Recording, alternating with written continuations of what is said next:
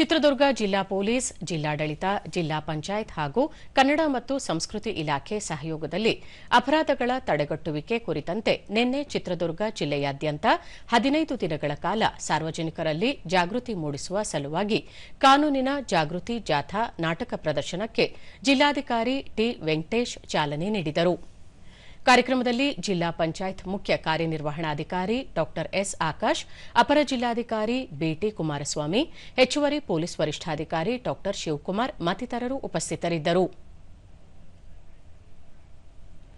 ಕಾನೂನು ಜಾಗೃತಿ ಜಾಥಾ ಕಾರ್ಯಕ್ರಮದಲ್ಲಿ ಇತ್ತೀಚಿನ ದಿನಗಳಲ್ಲಿ ಸಮಾಜದಲ್ಲಿ ನಡೆಯುತ್ತಿರುವ ಪೋಕ್ಸೋ, ವರದಕ್ಷಿಣೆ ಕಿರುಕುಳ, ಸೈಬರ್ ಅಪರಾಧ ಸೇರಿದಂತೆ ಮತ್ತಿತರ ಅಪರಾಧ ಪ್ರಕರಣಗಳ ಬಗ್ಗೆ ಥಿಯೇಟರ್ ಆಫ್ ಪೋರ್ಟ್ನ ಕಲಾವಿದರು ನಾಟಕ ಪ್ರದರ್ಶಿಸುವ ಮೂಲಕ ಗಮನ ಸೆಳೆದರು.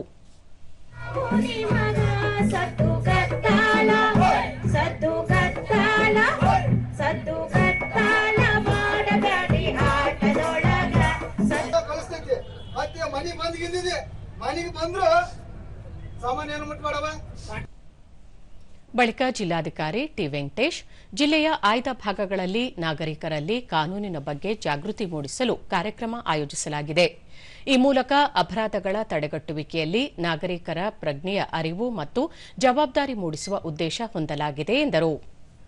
ಅದಕ್ಕೆ ಒಂದು ಒಳ್ಳೆಯ ಮಾಧ್ಯಮ ನಾಟಕ ಅದೆಲ್ಲರಿಗೂ ಕೂಡ ತುಂಬಾ ಚೆನ್ನಾಗಿ ಮುಟ್ಟುತ್ತೆ ಅನ್ನೋಂತ ಇದನ್ನ ಇಟ್ಕೊಂಡು ಆಶಯವನ್ನು ಇಟ್ಟುಕೊಂಡು ಈ ರೀತಿ ಕಾರ್ಯಕ್ರಮವನ್ನು ಆಯೋಜನೆಯನ್ನು ಮಾಡಿದ್ದಾರೆ.